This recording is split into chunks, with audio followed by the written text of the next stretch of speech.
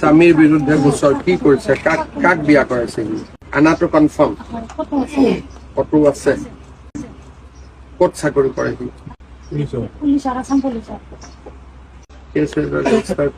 আৰক্ষীও হাৰি নাযাব, দ্বিতীয় বিবাহ কৰিলে লগে লগে গ্ৰেফতাৰ কৰা হ'ব। এগৰাকী মহিলাই মুখ্যমন্ত্ৰী ডক্টৰ হিমন্ত বিশ্ব শৰ্মাৰ ওচৰত তেখেতৰ দুখৰ কথা উল্লেখ কৰিছিল। তেখেতৰ স্বামীয়ে দ্বিতীয় বিবাহ কৰাইছে বুলি মুখ্যমন্ত্ৰী ডক্টৰ হিমন্ত বিশ্ব শৰ্মাক অভিযোগ উত্থাপন কৰিছিল আৰু লগে লগে মুখ্যমন্ত্ৰীগৰাকীয়ে একশ্যন আৰম্ভ কৰিছে, গ্ৰেফতাৰৰ নিৰ্দেশ দিছে। মুহূৰ্তৰ ভিতৰতে তেখেতৰ স্বামী অৰ্থাৎ আৰক্ষী স্বামীক গ্ৰেফতাৰ কৰিবলৈ নিৰ্দেশ দিলে ৰাজ্যৰ মুখ্যমন্ত্ৰী ডক্টৰ হিমন্ত বিশ্ব শৰ্মাই। গতিকে যিসকলে দ্বিতীয় বিবাহ কৰে তেওঁলোকৰ বিপদ নিশ্চিত।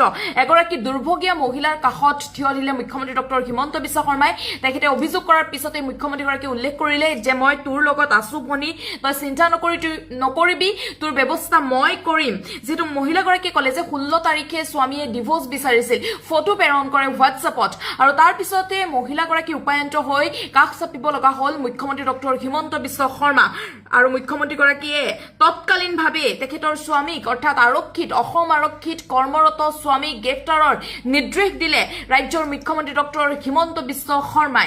কি লাগে স্বামীৰ বিৰুদ্ধে গোচৰ কি কৰিছে, কাক বিয়া কৰাইছে সি, ক'ৰ পৰা আনিছে, কিন্তু আনাটো কনফাৰ্ম, ফটো আছে, ক'ত চাকৰি কৰে সি, কি ডিপাৰ্টমেণ্ট,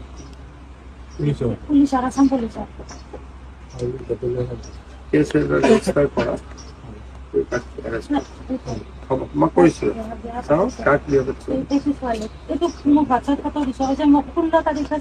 মোৰ কেছ আছে, সি মোক দম দিছে, তাহাঁতৰ ধুনীয়াকে হৈছে যে 16 তাৰিখে মোক আহি ডিভোৰ্চ দিবি, নহ'লে বাচ্চা দুটা মই লৈ যাম। আজি ৰাতি দিয়া নাই, মই কৰাইছো, তোৰ ব্যৱস্থা হ'ব দে, তই চিন্তা কৰিব নালাগে।